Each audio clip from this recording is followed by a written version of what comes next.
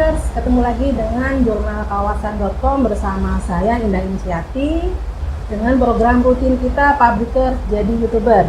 Hari ini kita bersua dengan Bapak Sumargo.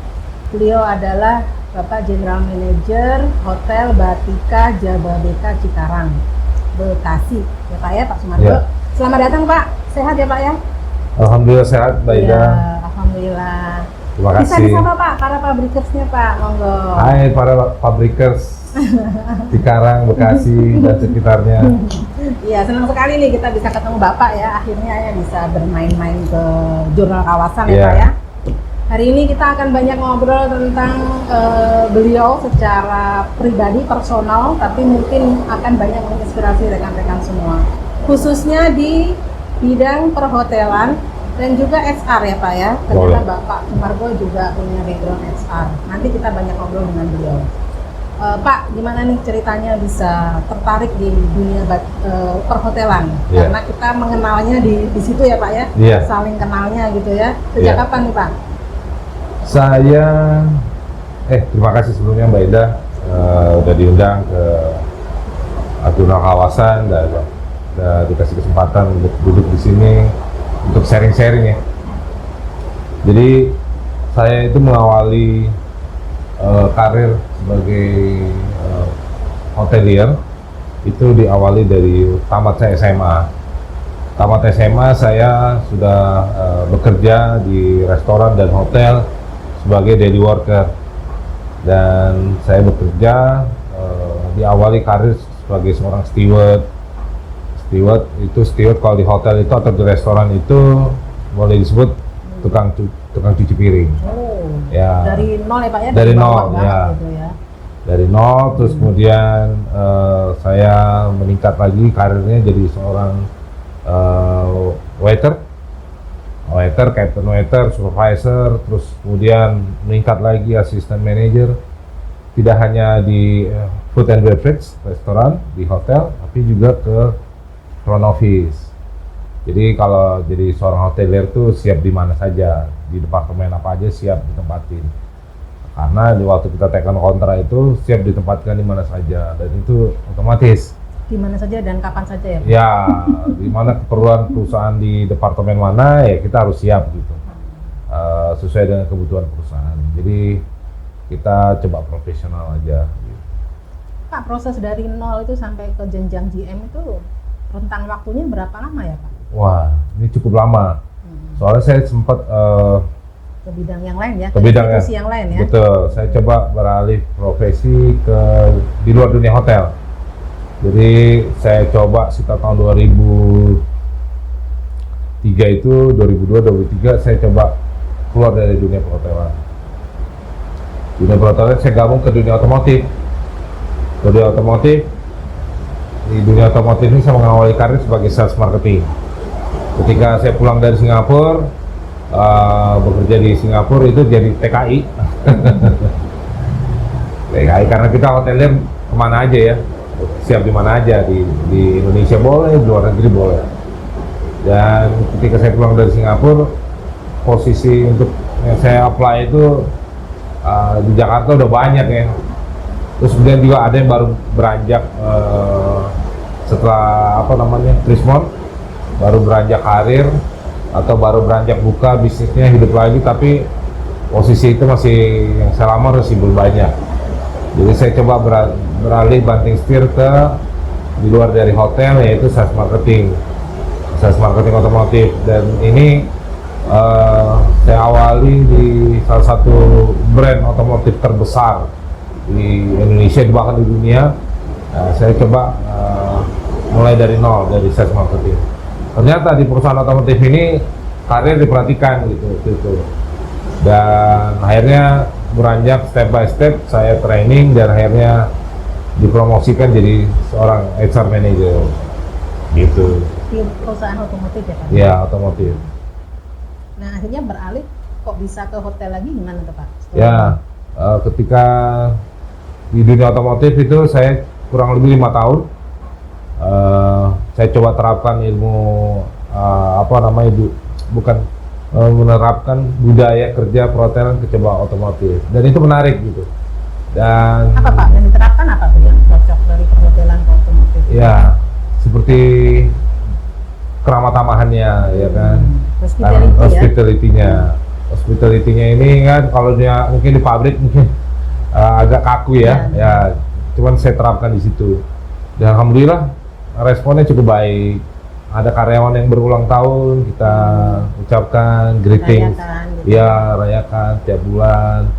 Dan itu sebagai bentuk apresiasi lah. Setidaknya ada apresiasi dari manajemen pada staf-staf yang ada di perusahaan itu. Itu salah satu contoh kecilnya.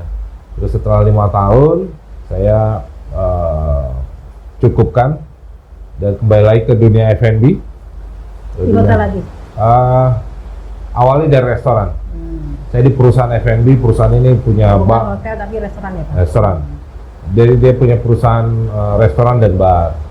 Otomatis saya bergabung di situ di perusahaan F&B. Setelah kurang lebih 1,5 tahun di perusahaan F&B, saya diminta kawan untuk bergabung di hotelnya karena dia tahu karakter saya, terus kemudian kebiasaan saya, mungkin skill dan knowledge saya juga mungkin dia kenal baik ya, dan menurut dia cocok untuk di tempatnya dia. Ya, kawan saya ngajak pindah, bantu dia lah ibaratnya support. Ya udah akhirnya saya gabung ke sana sebagai HR manager. Itu di brand nasional juga dan internasional. Nah, itu akhirnya saya kembali lagi ke hotel dari sebagai seorang HR manager. Kembalinya dengan HR manager Pak? Betul. Berapa lama akhirnya ke non HR itu di hotel? Dari non HR itu saya di otomotif aja 5 tahun, terus kemudian kurang lebih 6 tahun. Kurang lebih 6 tahun, akhirnya kembali lagi ke dunia hospitality. Di kota mana Pak waktu itu? Saya di Jakarta. Oh di Jakarta. Jakarta. Terus kemudian saya terbang, ada tawaran lagi ke Papua. Saya terbang ke Papua. Jadi dari Jakarta ke Papua ya Pak ya? Iya. Di Papua ya. Berapa Betul. tahun tuh Pak di sana? Di Papua, 1 tahun. 1 tahun lebih. Kemudian ke Dari Papua saya lanjut ke Semarang. Semarang. Iya. Hotel juga ya Pak? Hotel juga. Terus? Terus Semarang itu ke Kabupaten Pati, Jawa Tengah, ya. Kabupaten Pati, terus kemudian lagi saya lanjut ke Pekanbaru, Riau.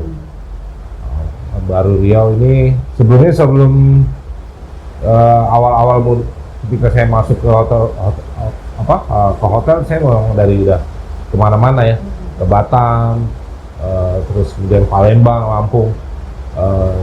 Karena memang waktu itu dunia perhotelan cukup bagus ya, tapi SDM-nya masih kurang. Karena Jadi SDM-nya sangat dibutuhkan ya Pak ya? betul, sangat dibutuhkan. Jadi SDM hotel itu boleh dibilang masih dibutuhkan karena untuk profesi perhotelan itu masih kayak hal yang kayak betul ya. Karena melayani orang kan, kok kerjanya melayani orang, apa nggak ada yang lain. Dulu itu banyak kan orang kuliah ekonomi, teknik, kedokteran, hukum ya kan, teknik ya kayak gitu. Tapi nggak lihat potensi terbesar di depan nanti gitu. Jadi apalagi kalau dunia perhotelan ngelayanin, nggak mau jadi babu atau apa. Dan itu saya nangkap peluang ke depan ini Indonesia bakal jadi negara pariwisata terbesar di dunia. Itu yang saya yakini. Karena mungkin Pak Margo kan sering kemana-mana ya, jadi bisa melihat potensi itu gitu ya Pak. Iya. Pariwisata kita memang luar biasa. Luar biasa. Kalau di luar kita dikenal paradisnya, maksudnya Iya. surganya dunia itu sebenarnya di sini gitu. Cuman kita kadang kurang pede akhirnya wisatanya ke luar negeri ya kan Pak? Iya. Padahal kalau kita lihat di barat sampai ke timur itu, indah banget. Indah banget alamnya, sungainya, gunungnya luar biasa. Ini saya bicara begini karena melihat secara langsung dan memang murni alam kita ini indah banget. Sayang kalau nggak kita gunakan sebaik mungkin ya. Jadi pada intinya saya masih sangat concern di bisnis ini. Saya juga tertantang di dunia pariwisata, dan itu nggak hanya profesinya, tapi saya juga ingin mengembangkan SDM yang unggul, SDM lokal yang unggul, jadi bisa bertaruh di kancah internasional. Jadi jangan sampai nanti SDM Indonesia jadi penonton di negerinya sendiri. Nah, itu yang sudah dilakukan Pak untuk meningkatkan SDM Pak secara internal dan mungkin eksternal, mungkin yang sudah dilakukan oleh Pak Margo apa nih? Iya, saya memang backgroundnya dari perhotelan, terus kemudian saya juga sini kelas balik di dunia pendidikan. Saya juga walaupun dunia perhotelan, saya juga nggak mau berpaku pada pendidikan perhotelan saya aja. Saya juga banyak belajar mengenai komunikasi, terus kemudian saya juga belajar ekonomi, terus kemudian saya kemarin ikut juga namanya untuk level GM, itu saya ikut ujian untuk S2 level 8 di Kementerian Pariwisata untuk hotel expert ya. Dan ini nggak semua GM hotel di Indonesia itu ikut gitu, karena dibutuhkan mental yang kuat untuk ambil sertifikasi ini. Jadi selain itu saya juga dapat predikat untuk dosen vokasi. Nah, ketika itu Kementerian Pariwisata memberikan kerjasama dengan organisasi kita bahwa sertifikasi ini diberikan untuk setelah diuji diberikan kepada GM-GM yang mendapatkan sertifikasi ini, dan tantangan ke depan adalah untuk membina satu SMK. Dan pada kenyataannya saya nggak membina satu SMK, bisa 2 atau 3 gitu, dan beberapa politeknik dan sekolah tinggi pariwisata. Karena boleh dibilang ya walaupun kita udah setara S2 level 8 dunia hospitality, tapi nggak semua GM punya waktu untuk memberikan waktunya terjun ke dunia pendidikan. Dan apa yang saya sudah lakukan ya, saya membina beberapa SMK. Di mana aja Pak SMK-nya, di daerah mana? SMK kemarin karena saya datangnya dari Pekanbaru, saya pembina SMK di Provinsi Riau dan Politeknik, terus kemudian Sekolah Tinggi Pariwisata. Dan pada tahun ini, Januari 2022, saya diminta BOD untuk untuk memimpin Batika Hotel Jawa BK Bekasi Cikarang. Semoga, kata BOD menyampaikan bahwa semoga kamu bisa memberikan warna baru ya di Batika Hotel Jawa BK, dan gairah baru juga untuk tim. Tidak hanya itu, juga kita harus bisa untuk sukses, kita juga harus bisa berkontribusi untuk kota ya, para stakeholder, para pemangku kepentingan. Jadi untuk sukses Batika ya kita harus berkolaborasi. Jadi saya karena background pendidikan ya, saya juga banyak bantu dengan pendidikan, terus SDM para hotelier. Saya mau mereka menjadi leader-leader yang tangguh ya, leader-leader yang unggul, dan nanti insya Allah ketika memang dunia sudah globalisasi ini cukup berkembang cukup pesat, saya yakin ke depan seperti itu kita nggak kalah saing SDM-nya. Jadi saya nggak mau mereka jadi penonton di negeri sendiri, ibaratnya SDM dari luar negeri masuk jadi manajer, jadi supervisor, kita jadi staff aja ya Pak. Iya, jadi staff aja. Aduh, jangan ya. Jadi saya berharap harus bisa jadi tuan rumah di negeri sendiri. Betul. Kalau bisa kita jadi tuan rumah di negeri sendiri, dan jadi pemain. Mereka yang jadi staffnya itu Pak ya. Iya, mereka jadi tamunya aja. Pak, kalau melihat perkembangan hotel di kawasan industri ini gimana nih menurut Pak Margo? Kalau hotel di kawasan industri, saya melihat ini potensi masih bagus, dan saya lihat persaingan bisnis di Kabupaten Bekasi ini cukup ketat. Kalau di provinsi lain itu dunia industri sedikit apa ya kecil lah. sedikit kecil lah. Dia ini ya, Ah. kita dominan ya Pak. Ya, Betul. Pak, di sini. Nah, di sini saya lihat persaingan hotel cukup ketat, terus ditambah adanya apartemen. Nah, itu yang menjadi apa namanya? Head to headnya lumayan ya, Pak? Head to headnya lumayan. Kalau di provinsi lain itu hanya hotel aja. Iya, Nah, hotel versus hotel, kalau ini Iya. hotel versus apartemen juga apartemen ya Pak juga, ya. gitu kan. Baik bintang dan non bintang. Tapi kalau di provinsi lain itu bintangnya aja, ya kan. Tentu ini tantangan baru buat saya pribadi, terus kemudian tim yang tadinya mungkin mereka mungkin kurang motivasi, saya akan bangkitkan lagi semangat mereka supaya bisa meraih apa namanya target yang ingin dicapai. Memang nggak mudah, Iya. ini semua proses karena ya tantangan sebagai leader saya coba coba menginspirasi, coba memotivasi dan mengarahkan yang jelas satu visi gitu, saling bergandengan tangan supaya target organisasi ini tercapai.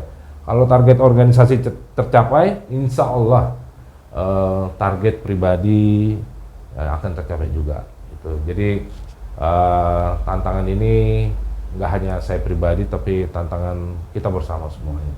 Menjadi apa namanya hotelier yang lebih baik lagi, memberikan pelayanan yang lebih baik setiap harinya.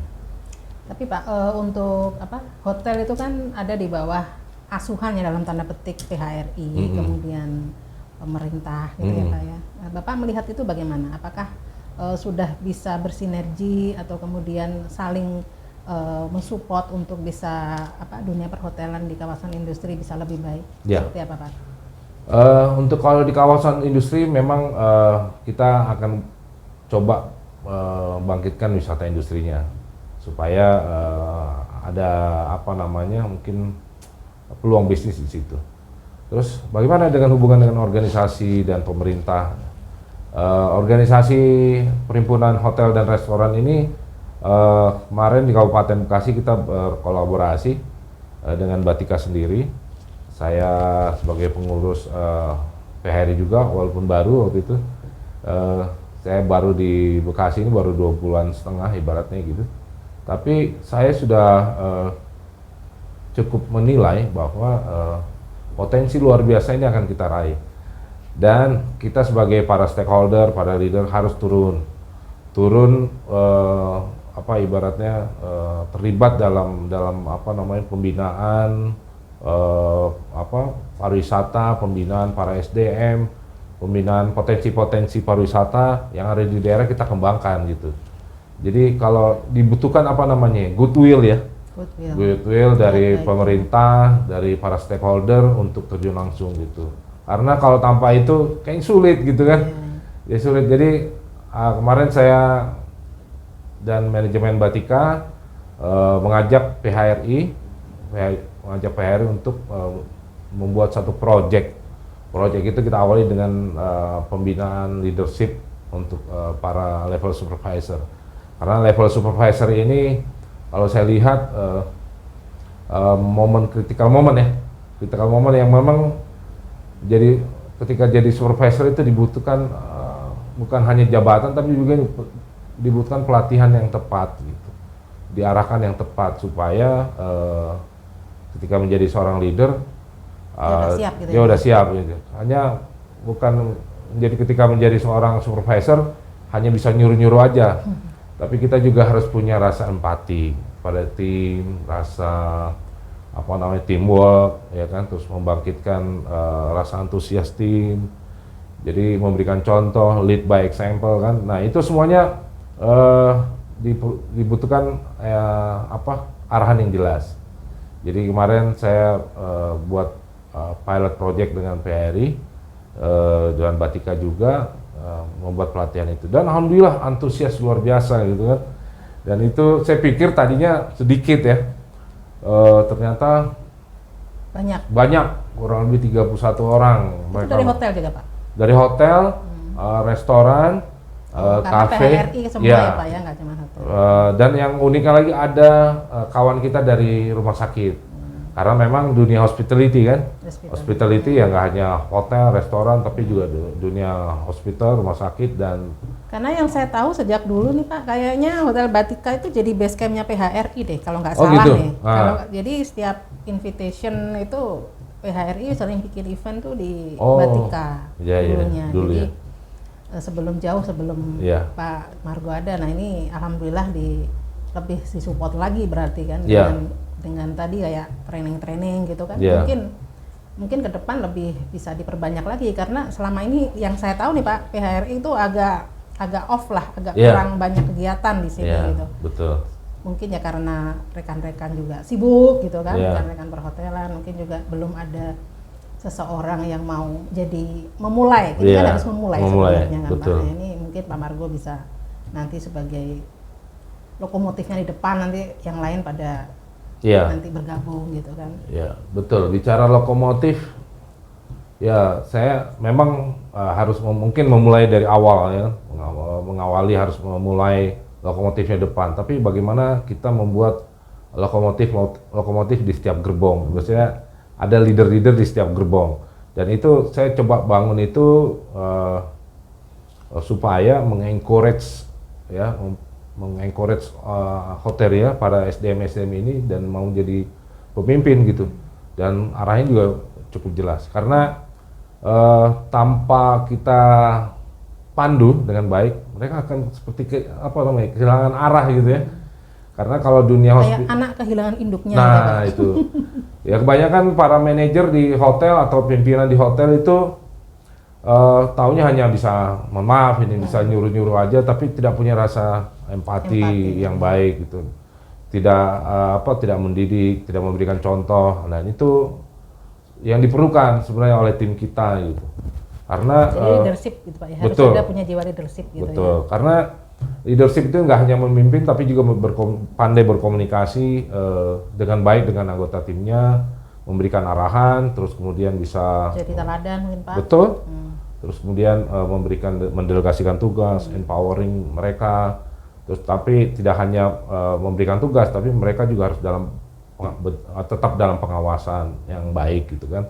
Jadi mereka tetap dipandu dengan baik, terus kemudian diberikan kepercayaan diri, bagaimana memimpin tim, ya bagaimana mengarahkan tim, bagaimana komunikasi dengan anggota tim, karena dunia hospitality ini dunia is about people, ya kan?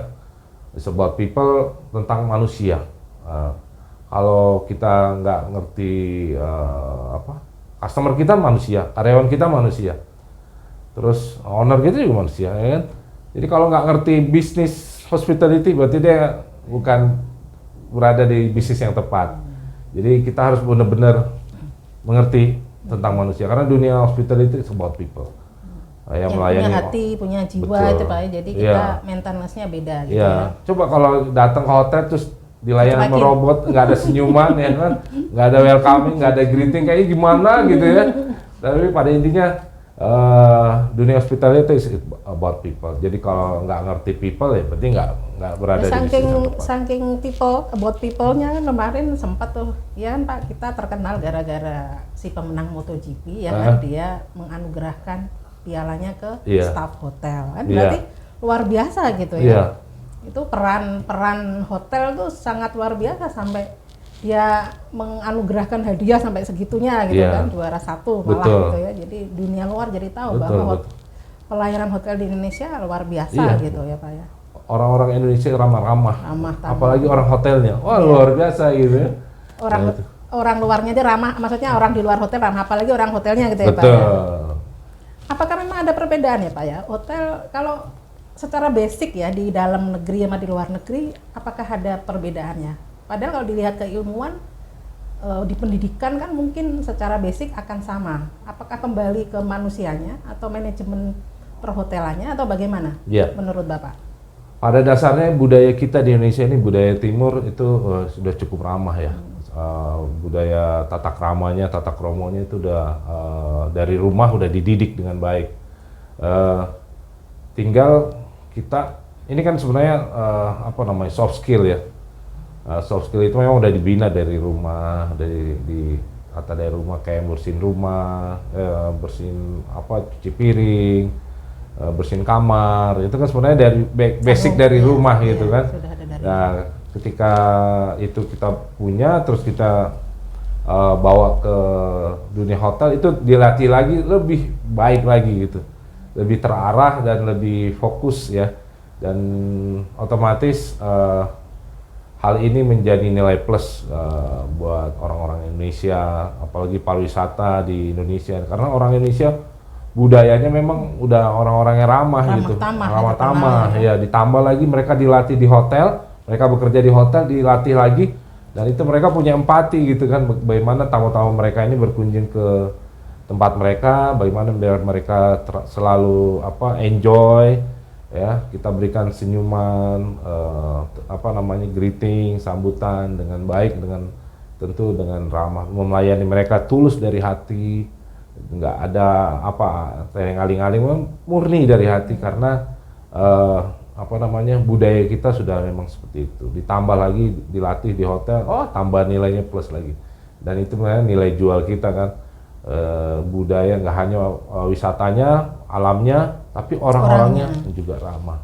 Jadi saya yakin Indonesia bakal maju terus berkembang, apalagi di bisnis pariwisatanya, dan ini akan menarik para wisatawan untuk berkunjung ke Indonesia. Apalagi sekarang kayaknya Menteri Pariwisatanya juga sangat proaktif ya Pak ya, untuk membina dunia perhotelan.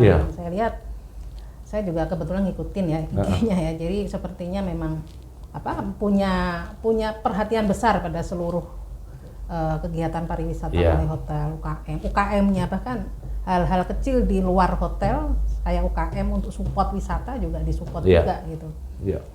Jadi ya memang hotelnya ini ya memang sangat punya pengaruh besar untuk para wisatawan, karena mereka memang nantinya juga akan ke hotel gitu kan, ujung-ujungnya istirahatnya di hotel gitu. Betul. Kan Pak ya. Harapan dari Pak Margo sendiri nih sebagai mewakili bidang perhotelan. Tadi namanya apa Pak? Hotelier. Ya. Hotelier itu sebutan apa Pak? Para pelaku hotel. Pekerja hotel. Kalau kita kan publikers, ya pengunjungnya, penontonnya, hotelier pelakunya. Saya baru tahu. Para pekerjanya hotelier. Iya, hotelier. Ini pengetahuan baru buat saya. Oke. Padahal temannya banyak di hotel ya. Nah, ini apa sih harapan dari Pak Margo sendiri sebagai pastinya mewakili Batika ya, Batika Hotel Jababeka, atau secara personal mewakili hotelier tadi gitu ya, untuk kemajuan hotel tidak hanya di kawasan tapi di negara kita gitu. Apa Pak kira-kira Pak? Oke, saya coba mengawali dari perusahaan saya dulu. Perusahaan kami Batika Hotel adalah Batika Hotel Chains Nasional. Ini brand nasional. Batika diambil dari kata batik, QA, dari kualitas A. Hotel ini memang dibangun sama anak bangsa. Sebelumnya banyak operator internasional yang masuk ke Indonesia, dan kami putra-putri bangsa Indonesia mencoba membangun brand nasional namanya Batika Hotel, dari kata batik kualitas A. Terus kemudian kami punya tagline, itu adalah salah satunya respect 360 degree, saling menghormati atasan bawahan dan semuanya, budayanya juga seperti itu. Terus kemudian kami punya hospitality in dan out, ramah di dalam dan ramah di luar. Jadi kami selalu ramah sesama karyawan sendiri dan apalagi sama tamu ya. Terus kami coba profesional ini membangun unsur-unsur profesional. Unsur-unsur profesional ini kami membangun SDM yang punya attitude baik ya. Terus kemudian kami juga membangun skill yang baik. Nanti akan kita coba skill dan knowledge yang baik. Kita akan membina adik-adik SMK, adik-adik Politeknik Pariwisata, Sekolah Tinggi Pariwisata, dan juga kami juga yang di dalam mencoba mengupgrade skill knowledge kita di bisnis pariwisata perhotelan, dan kemudian kami juga ingin menjadi profesional yang berpengalaman. Terus kemudian kami juga harus membangun jaringan yang baik ya, positif kepada stakeholder yang ada di kota dimanapun kami berada, dan tentu kami juga membangun Indonesia yang lebih baik itu sebagai bentuk pengabdian kami kepada negeri tercinta Indonesia, Republik Indonesia. Saya pribadi berada di Kabupaten Bekasi. Sebelumnya saya ada di Provinsi Riau, Kota Pekanbaru. Sudah banyak berkontribusi secara pribadi ke kota ya tempat saya mengabdi. Dan hari ini saya dapat tugas di Kabupaten Bekasi. Saya berharap saya bisa memberikan kontribusi secara all out ya kepada dunia pendidikan, dunia pariwisata, dunia perhotelan. Mumpung saya mendapatkan predikat dari negara sebagai dosen vokasi dan sebagai hotel expert, dan salah satu tugas membina adalah SDM lokal. Kalau bisa SDM lokal ini menjadi SDM unggul dan tangguh dan menciptakan Indonesia yang lebih baik lagi ke depan. Dan manfaatkan saya terus terang saya senang hati untuk terlibat dunia pendidikan, training dan development, baik itu untuk hotelier, UMKM, karena memang tugas saya dari negara seperti itu. Dan ini saya buktikan di Kabupaten Bekasi kemarin dengan terjun langsung memberikan pelatihan leadership training untuk para supervisor. Saya mengawali level ini karena level ini critical moment bagi seorang leader di satu organisasi, dan mereka butuh skill dan pengetahuan yang baru. Kita sebagai leader tertantang untuk itu karena kita yakin bahwa ketika organisasi atau perusahaan yang kita buka pertama kali, ada orang yang pertama kali join di dalam organisasi itu adalah karyawan. Ketika karyawan sudah masuk, tentu akan orang yang berikutnya masuk adalah customer. Ketika customer happy, dilayani dengan baik ya, karyawan juga baik, dilayani dengan baik, otomatis owner juga akan happy. Jadi everybody happy ya, Mas? Everybody happy. Jadi bisnis perhotelan is about people. Kalau kita nggak bisa maintain people, nggak bisa melayani dengan baik, otomatis nggak ngerti di bisnis itu. Jadi dunia perhotelan, dunia pariwisata is about people, dan saya yakin orang-orang Indonesia, kita semua yang ada di Kabupaten Bekasi juga bisa berkontribusi untuk negeri tercinta Republik Indonesia ini. Tetap semangat, tetap fokus, tetap berpikiran baik, jaga pola pikir kita, jaga emosi kita, jaga kebiasaan kita. Mudah-mudahan kita menjadi karakter yang tangguh, yang kuat, dan itu menjadi nilai plus. Value ya, value bagi seorang seorang yang hebat, orang yang tangguh dan unggul. Karena untuk membangun pribadi yang bernilai itu nggak mudah, berproses. Semuanya dibutuhkan mulai dari tentu kalau orang yang berpribadi yang mulai berpribadi baik, bernilai, tentu itu banyak yang suka kan. Orang suka, pria suka, wanita suka, ya kan, perusahaan juga suka, ya kan, organisasi manapun akan suka. Diawali dengan pribadi yang bernilai itu diawali dengan iman yang kuat, terus kemudian diawali oleh akhlak adab yang baik, ya kan, terus kemudian diawali integritas, terus dia disiplin, terus kemudian tetap semangat itu tentunya betul dalam menempuh hidup ini kita harus selalu semangat. Karena banyak yang kita kejar dalam hidup ini, baik itu dari duniawi ataupun akhirat. Itu yang penting ya, tetap semangat, tetap fokus, jaga kesehatan. Iya. Itu Publikers banyak hal positif yang bisa kita ambil dari Pak GM, tidak hanya di dunia perhotelan ya Pak ya, yeah. tapi beliau juga all out di dunia pendidikan, di dunia pariwisata. Yeah. Bahkan saya lihat juga ada akhirat, artinya kan beliau juga fokusnya tidak hanya di dunia tapi juga akhirat. Karena pasti kita akan ke sana ya. Betul. Pak. Baik, terima kasih Pak Sumargo baik, atas kehadirannya, sama-sama, sharingnya. Mudah-mudahan nanti bisa ketemu lagi di Jurnal Kawasan ya, bisa berbagi ilmu lagi gitu ya. Amin. Terima kasih, sampai ketemu lagi di edisi berikutnya Publikers jadi YouTuber. Jangan lupa share, like, dan subscribe. Assalamualaikum warahmatullahi wabarakatuh. Waalaikumsalam warahmatullahi wabarakatuh. Thank you Publikers.